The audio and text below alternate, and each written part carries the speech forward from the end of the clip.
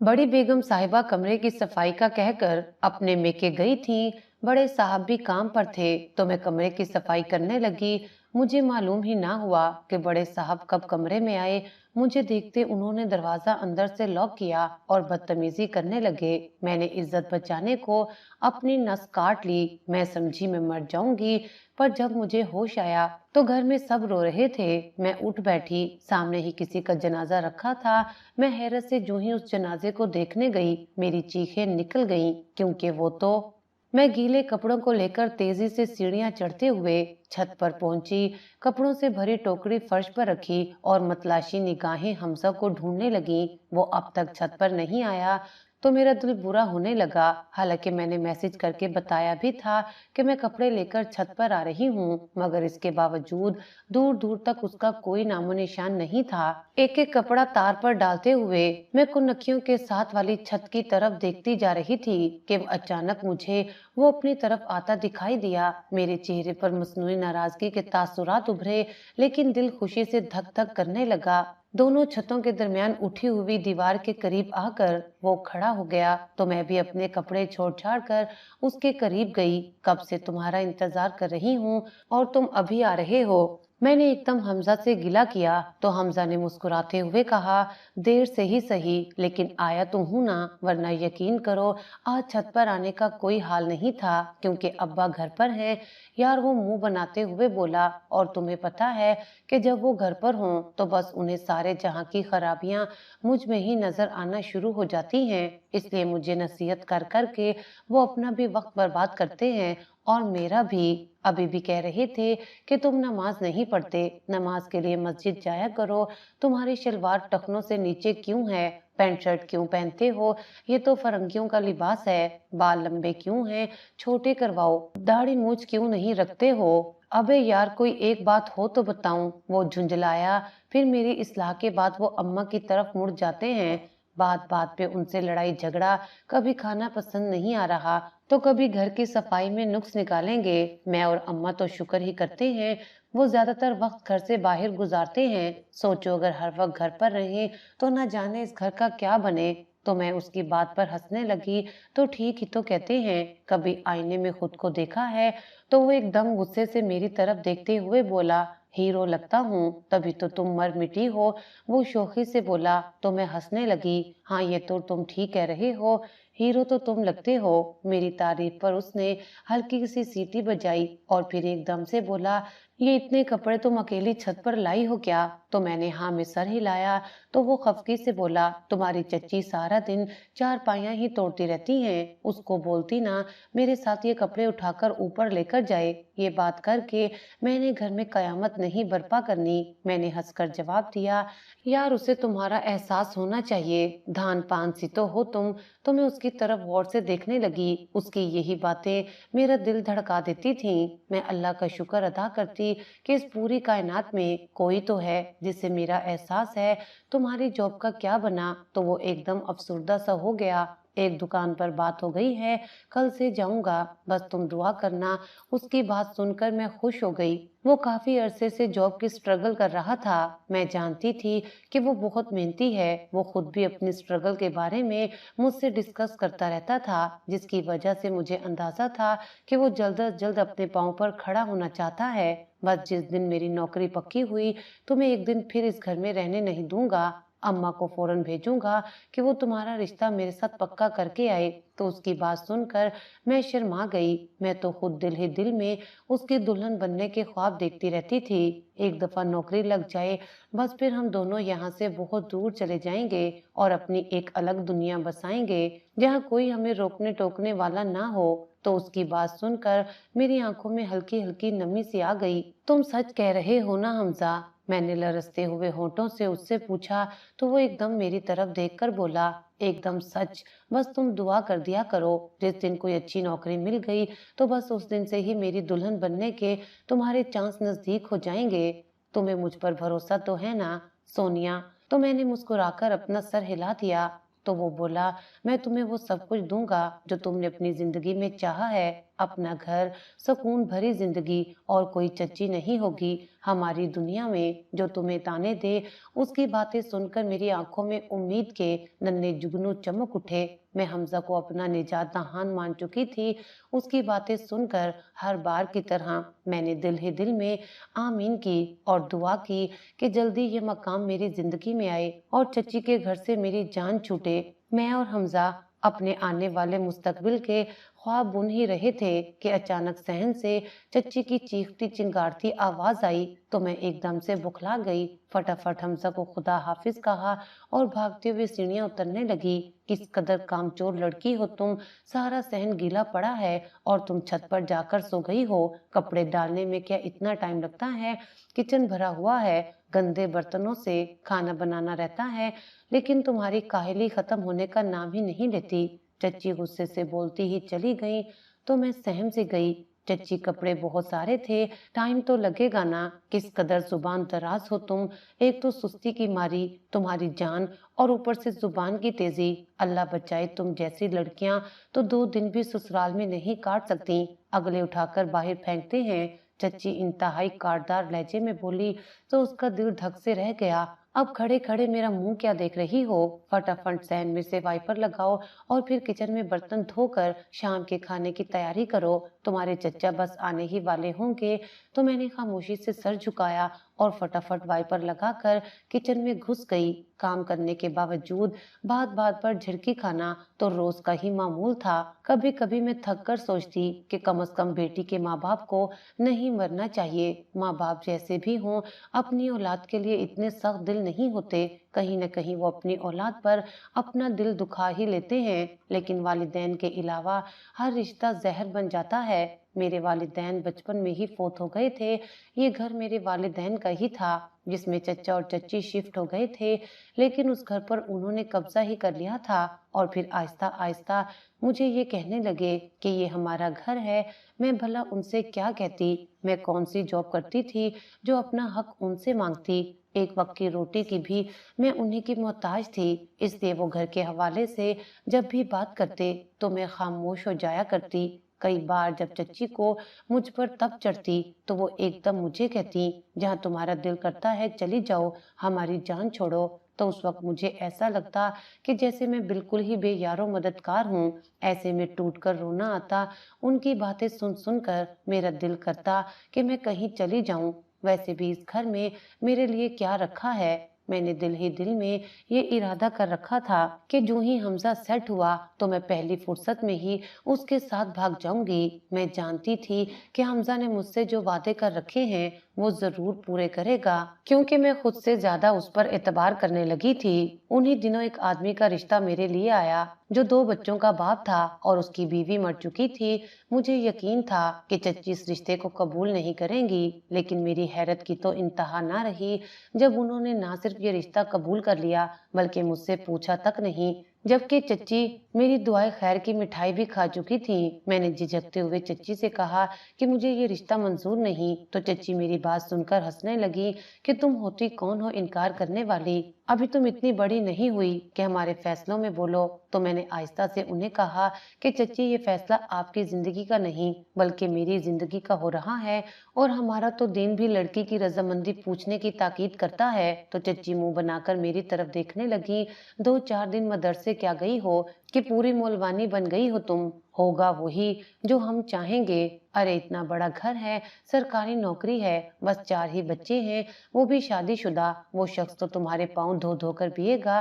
चच्ची की बात पर मेरा दिल चाहा कि मैं उन्हें कहूँ कि काश आपकी अपनी बेटी होती तो आप ऐसा करते हुए 100 बार सोचती। जिस शख्स को आप मेरे लिए मुंतखब कर रही हैं वो मेरी बाप की उम्र का है। मैं ये बात हमजा के इल्म में लाना चाहती थी, लेकिन वो उन दिनों शहर से बाहर गया हुआ था और उसका फोन भी बंद जा रहा था।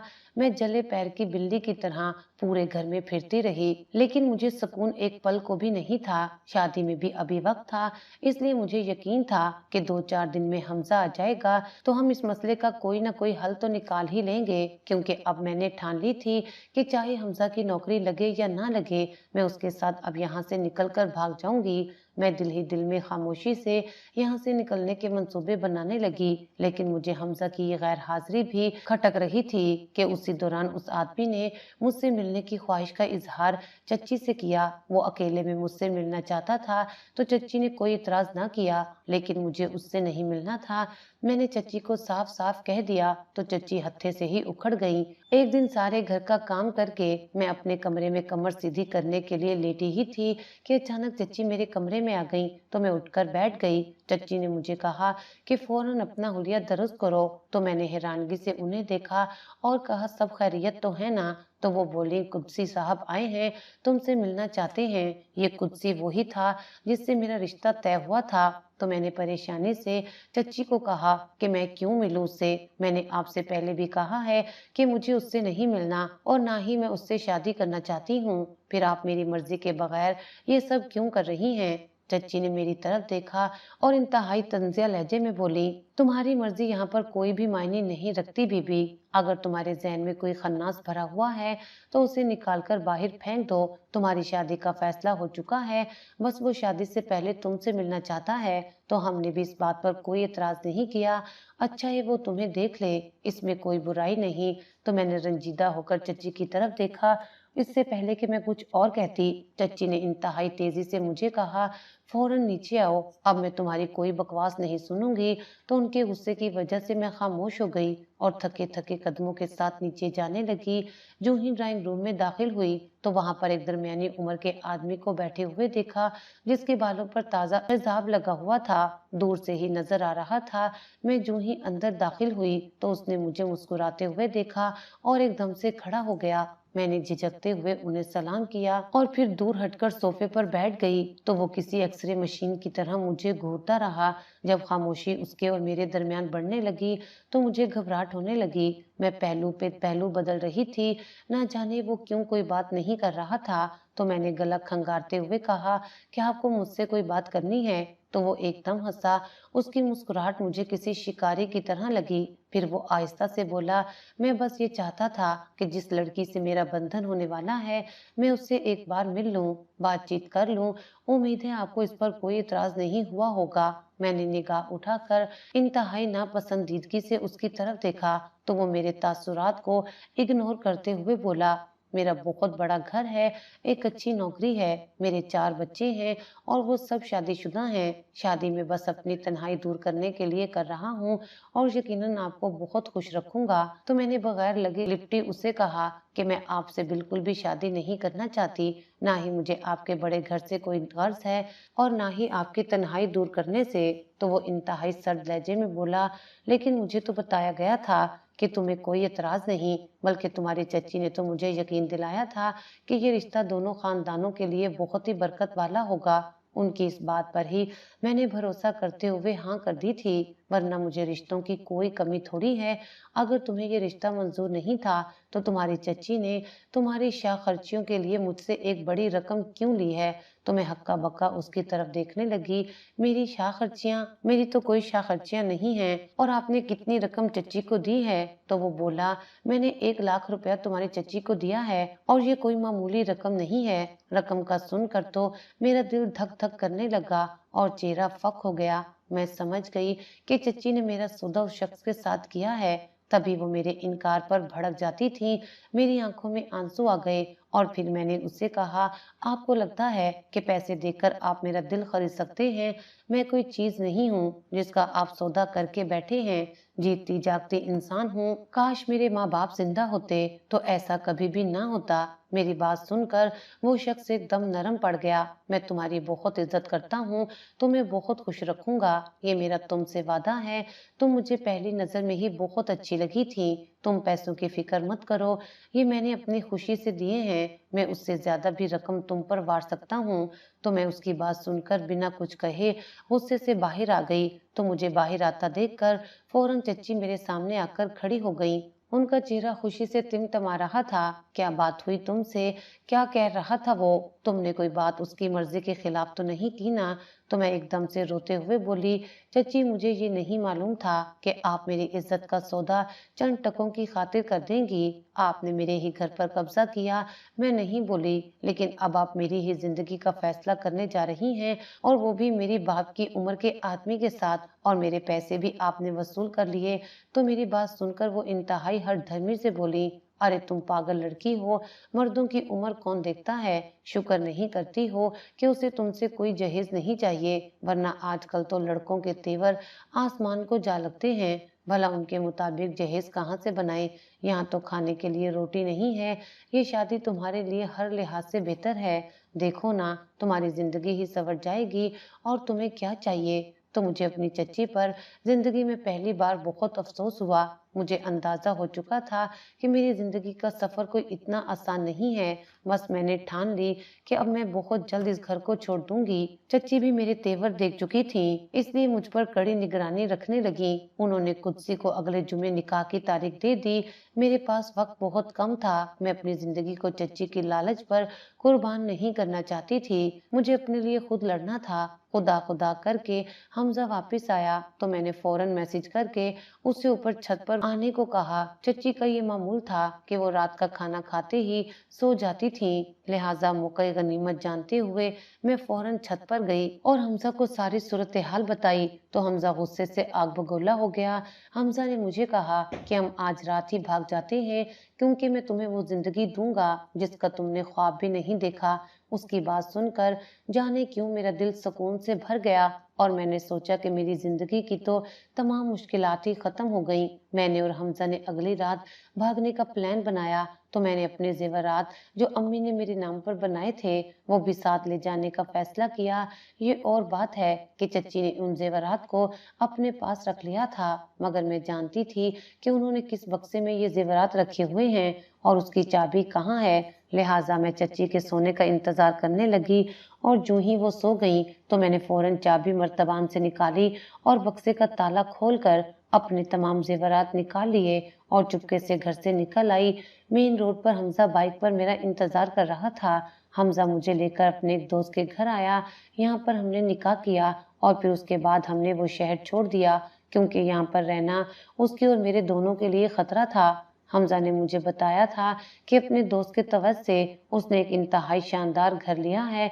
तो मैं बहुत खुश हो गई, लेकिन जब मैं और हमजा उस घर में पहुंचे तो एक कमरे के उस मकान को देखकर मैं हक्का बक्का रह गई। खाली सा कमरा जिसमें कोई चारपाई ना थी, ना कोई बिस्तर। मैं हैरान नजरों से हमजा की तरफ देखने लगी तो उसने कहा कि जल्दी में यही अरेंज हो सका है, बहुत जल्द मैं अच्छा सा घर ले लूंगा, तुम फिक्र नहीं करो। तो उसकी बात सुनकर मैं एकदम से शांत हो गई। वैसे भी मुझे घर से ज्यादा हमजा की मोहब्बत पर यकीन था कि वो एहसास करने वाला लड़का है, मुझे खुश रखेगा। उसकी संगत में मेरी जिंदगी एक कमरे से शुरू हुई थी, लेकिन मैं फिर भी खुश थी। हमजा सुबह जाता शाम को आता, मैं सारा दिन घर पर अकेली होती। मैं खुश थी कि उसे यहाँ पर जल्दी जॉब मिल गई है, लेकिन जब एक एक करके मेरा जेवर बिकने लगा तो मैं परेशान हो गई। ये जेवर मेरी माँ का था और उसे यूं बिकता देखकर मेरा दिल रोने लगता। मुझे समझ नहीं आती थी कि जब हमजा कमा रहा है तो वो बार बार अपनी किसी न किसी जरूरत के लिए मेरे जेवर को क्यों लेकर जाता है। झिझक की वजह से उसे इनकार भी नहीं कर सकती थी, लेकिन जब जेवर बिल्कुल बिक गया तो हमजा की असलियत भी मेरे सामने आ गई। कुछ दिनों से वो घर पर था। मैं हैरान थी कि वो काम पर क्यों नहीं जाता। जब भी उससे पूछती तो कहता छुट्टियां ली हुई हैं। तो मैं उसकी बात पर बड़ी हैरान होती कि उस वक्त हमें पैसों की अशद जरूरत है और वो छुट्टियां लेकर घर बैठा हुआ है। ज्यादा पूछती तो वो लड़ने लगता और गुस्से से कहता कि मेरे मामलात में दखल मत दो, अपने काम से काम रखो। और मुझे समझ नहीं आती थी कि उस एक कमरे के घर में मैं आखिर क्या करूं। छोटे से कमरे को साफ करना, दो बंदों की हांडी रोटी पकाने के बाद इतना ज्यादा टाइम बच जाता था कि कुछ करने को होता ही नहीं था।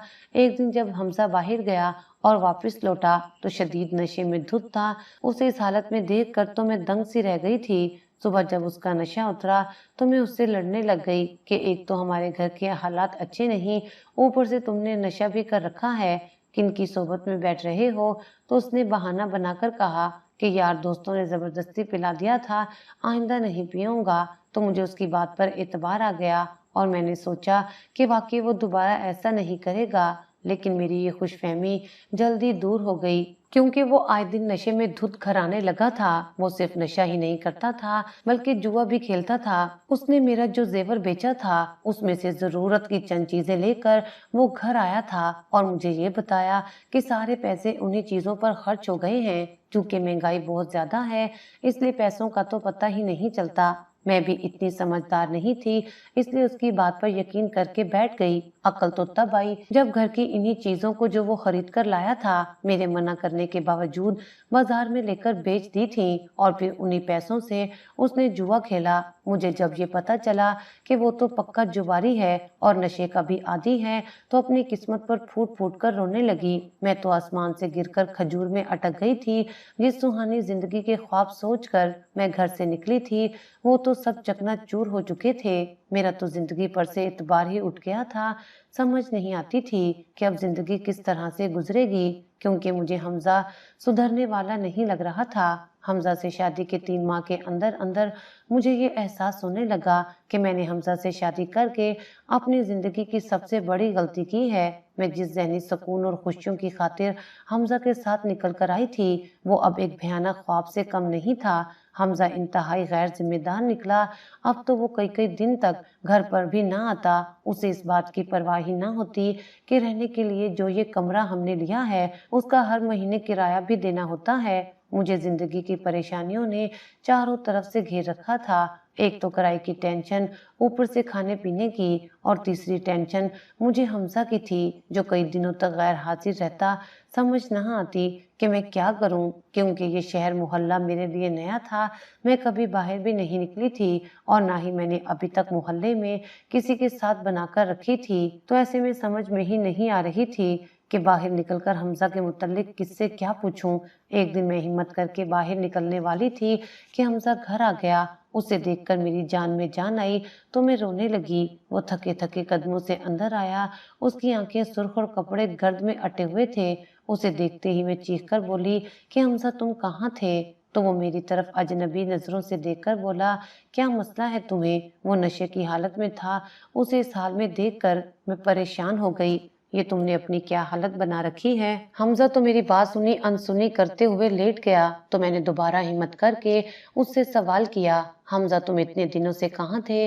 मैं तुम्हारे लिए बहुत फिक्रमंद थी। तो वो एकदम बेफिक्री से बोला, इसमें फिक्र करने वाली क्या बात है? मैं कोई मर तो नहीं गया था। उसकी बात सुनकर मैं दहल गई। वो काफी कमजोर लग रहा था। उसे देखकर मेरा दिल दुखी होने लगा। न जाने किन की सोहबत में आजकल बैठ रहा था कि उसे न अपनी जिंदगी की फिक्र रही थी न मेरी। जाने कब मेरी आंखों से आंसू बहने लगे, मुझे पता ही ना चला। तो उसने गुस्से से मेरी तरफ देखा और कहा, ये हर वक्त रोनी शक्ल मत बनाया करो, इसलिए मैं घर नहीं आता। मुझे तुमसे शदीद कोफ्त होती है।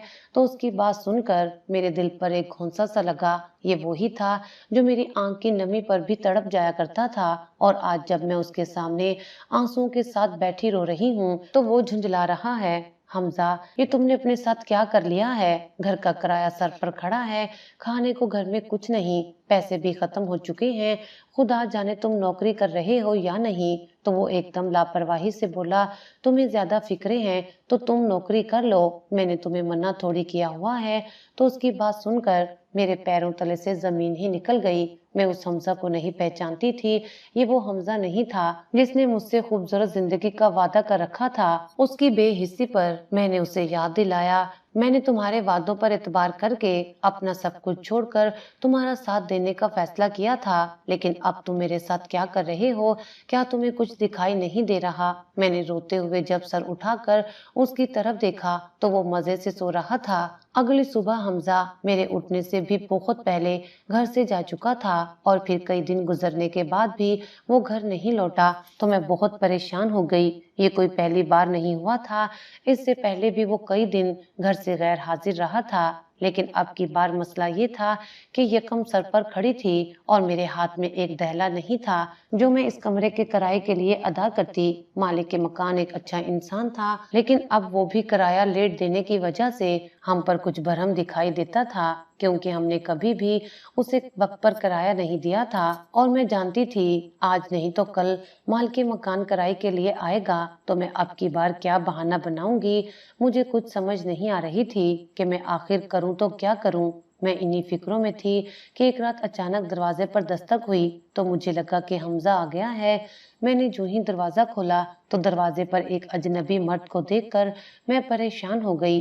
मैंने फौरन अपना दुपट्टा सर पर रखा और उसकी तरफ देखने लगी तो उसने मुझे कहा कि अगर आप बुरा ना मनाएं तो मैं अंदर आ सकता हूँ, मुझे हमजा ने ही भेजा है।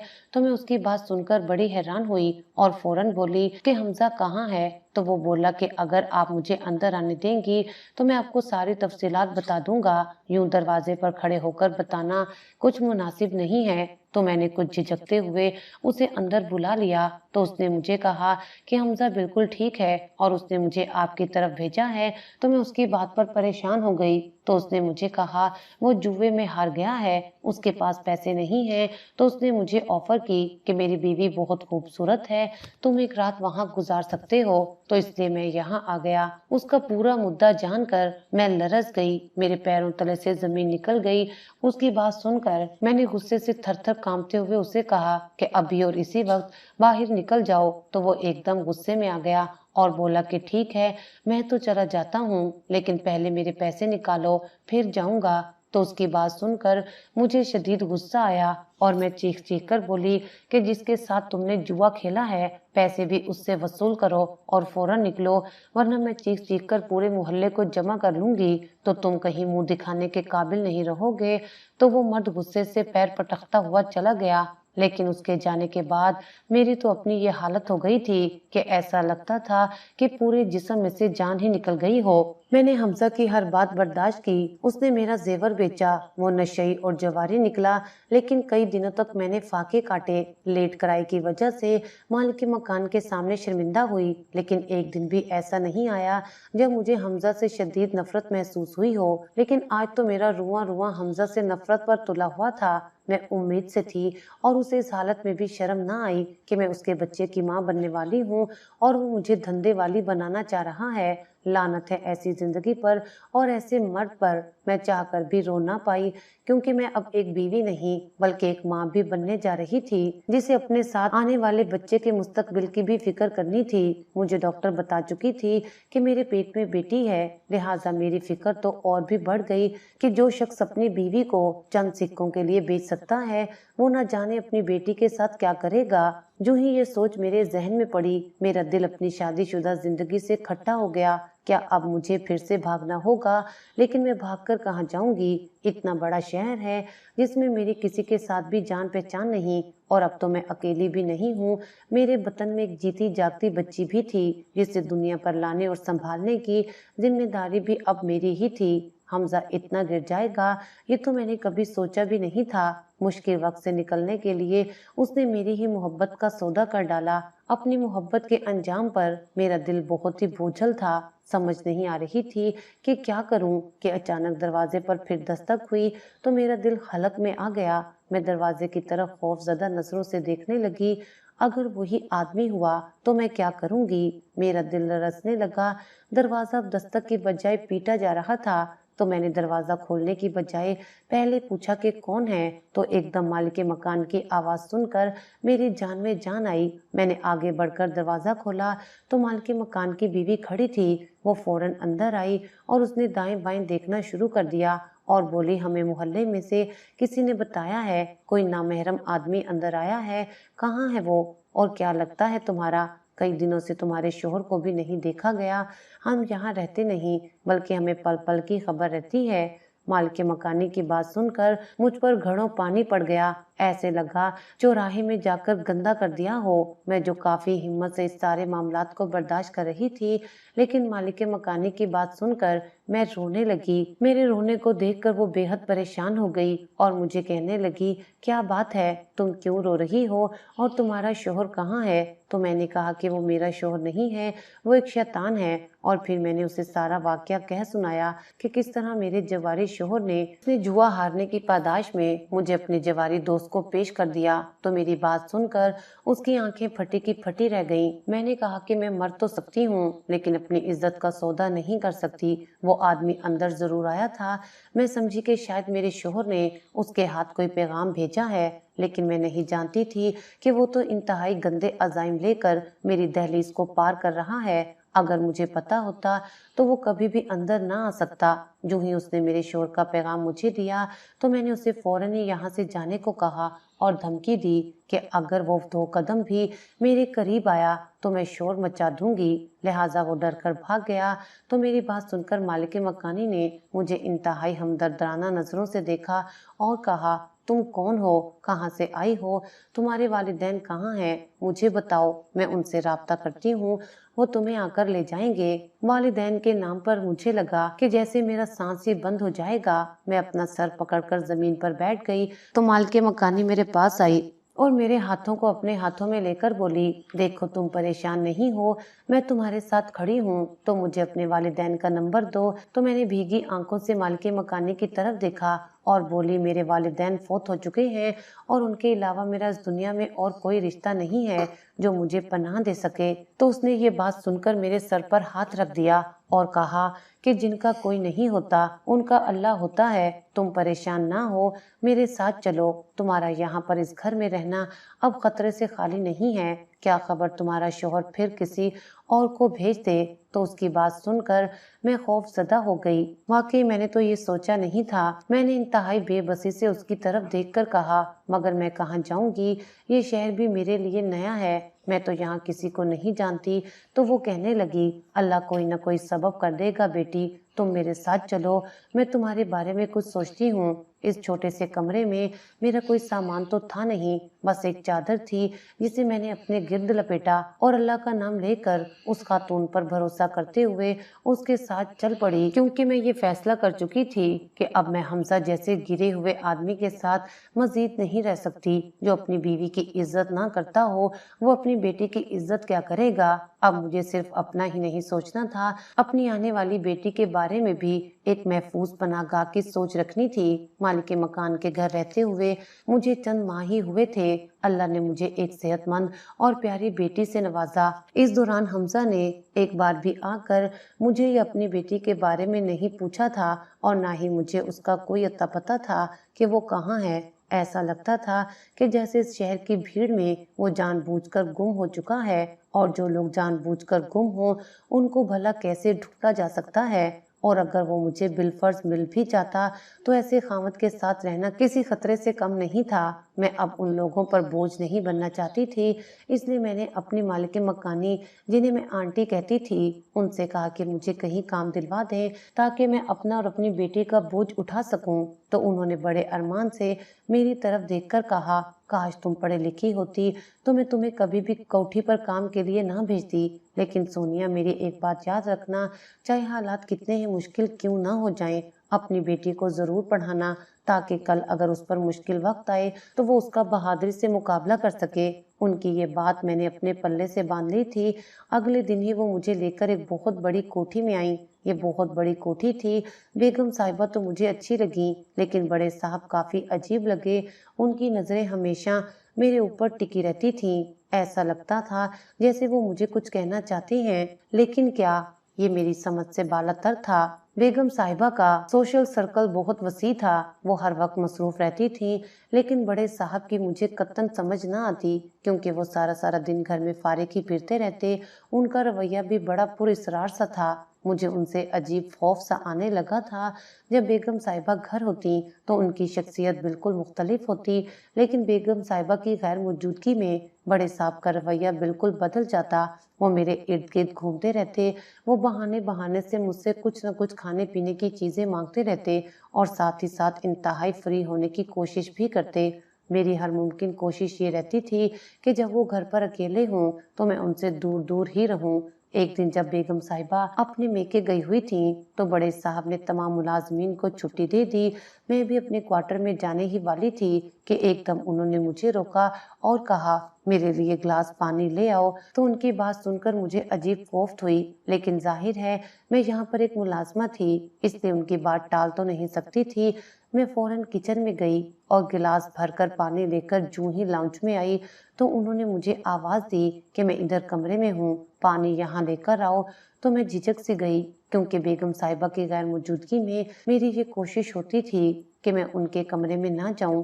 اب میں ششو پنج میں تھی کہ کروں تو کیا کروں کہ اتنے میں انہوں نے پھر مجھے دوبارہ آواز دی تو میں نے احتیاطاً اپنی قمیض کے اندر ایک چھوٹا سا چاقو بھی رکھ لیا۔ میں نے جوں ہی انہیں پانی کا گلاس پکڑایا تو انہوں نے جان بوجھ کر میرے ہاتھوں کو چھوا تو میں نے اپنے ہاتھ فوراً پیچھے کیے۔ کیا ہوا؟ ڈر گئی ہو؟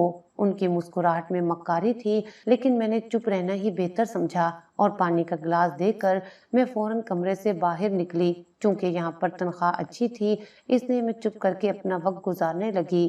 دل میں کئی بار آیا کہ بیگم صاحبہ کو صاحب کے رویے کے بارے میں بتاؤں، لیکن پھر ڈر کر چپ ہو گئی کہ کہیں بیگم صاحبہ مجھے نوکری سے ہی نہ نکال دیں۔ انہی پریشانیوں میں دن گزرتے گئے اور ہر بار بیگم صاحبہ کی غیر موجودگی میں بڑے صاحب میرے سامنے کھلنے لگے۔ ان کی نظریں میرے جسم کو ایسے گھورتی تھیں جیسے وہ مجھے کچا ہی چبا جائیں گے۔ ایک دن بڑی بیگم صاحبہ کی بیٹی کی ڈلیوری تھی تو وہ مجھے کہنے لگی کہ میں کم از کم ایک ہفتے کے لیے جا رہی ہوں، تم نے اپنے روٹین کے کام سے کوتاہی نہیں کرنی۔ جیسے گھر میری موجودگی میں چمچم کرتا ہے ویسے ہی میری غیر موجودگی میں بھی صاف ستھرا ہونا چاہیے۔ مجھے کسی قسم کی کمپلین تمہاری طرف سے نہ ملے۔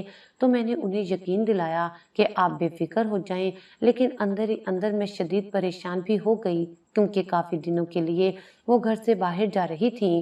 بیگم صاحبہ کے جانے کے بعد میں معمول کی صفائی میں مصروف تھی۔ مجھے احساس ہی نہیں ہوا کہ بڑے صاحب کب میرے پیچھے آ کر کھڑے ہو گئے اور ایک دم جب وہ بولے تو میں ڈر کر اچھل پڑی۔ تم مجھ سے اتنا ڈرتی کیوں ہو؟ وہ انتہائی محبت پاش نظروں سے مجھے دیکھتے ہوئے بولے تو دل چاہا ان کی آنکھیں نوچ لوں۔ تم بہت اچھی لگتی ہو۔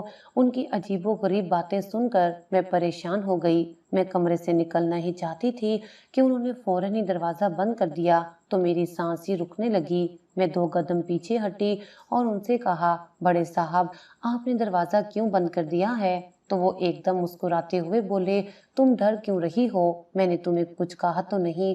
اور پھر آہستہ آہستہ وہ میرے قریب آنے لگے تو میں پیچھے ہٹنے لگی۔ اس سے پہلے کہ وہ میرے بے حد قریب آتے میں نے ایک دم دروازے کی طرف دوڑ لگا دی اور جو ہی دروازے کا ہینڈل گھمایا تو مجھے پتا چلا کہ وہ دروازہ لاک کر چکے ہیں اور چابی ان کے پاس ہے۔ اب کی بار میں نے انہیں چیخ کر کہا کہ دروازہ کھولیں ورنہ میں چیخوں گی تو وہ ایک دم کہکا لگا کر ہنسے ضرور چیخو مگر تمہاری چیخ کسی کو بھی سنائی نہیں دے گی۔ تو ان کی بات سن کر میں مزید خوف زدہ ہو گئی۔ میں نے انہیں اپنے ہاتھوں سے دور دھکیلنے کی کوشش کی لیکن ان کی گرفت مضبوط تھی۔ بڑی مشکل سے میں نے خود کو آزاد کیا اور جیسے تیسے کمرے کے کونے کی طرف بھاگی۔ میری سانسیں پھول رہی تھیں اور دل کی دھڑکن جیسے رکنے کو تھی۔ اب تمہیں بچانے کوئی نہیں آئے گا۔ ان کی آواز میں مکاری بڑھتی جا رہی تھی۔ میرے پاس کوئی راستہ نہیں بچا تھا۔ میں نے فوراً تیز دھار آلے سے اپنی نس کاٹ لی۔ گھومتے سر کے ساتھ مجھے اچانک اپنی بیٹی کا خیال آیا لیکن میں اپنی عزت پر تو کوئی کمپرومائز نہیں کر سکتی تھی۔ مجھ پر آہستہ آہستہ بے ہوشی طاری ہو رہی تھی۔ یہ کیا کر دیا تم نے؟ بڑے صاحب مجھے اس حال میں دیکھ کر چیخ پڑے لیکن میرے سامنے سب کچھ دھندلا ہو رہا تھا اور پھر مجھے کچھ بھی ہوش نہ رہا۔ جب مجھے ہوش آیا تو گھر میں ہر طرف رونے کی آوازیں آ رہی تھیں۔ میں ایک دم اٹھ کر بیٹھی۔ کافی دیر تک تو مجھے سمجھ ہی نہ آئی کہ ہو کیا رہا ہے۔ میرے قریب بھی میری بیٹی بے فکری سے سو رہی تھی تو میں نے اللہ کا شکر ادا کیا کہ وہ ٹھیک ہے، لیکن رونے کی آوازیں مسلسل میرے کانوں میں پڑ رہی تھیں۔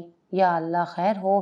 میں نے ایک دم اپنے دوپٹے کو سر پر لیا اور آہستہ آہستہ قدم اٹھاتے ہوئے کمرے سے باہر نکلی تو یہ دیکھ کر تو میری جان ہی نکل گئی کہ ایک بڑے سے ہال میں جنازے کی چارپائی پڑی ہوئی تھی۔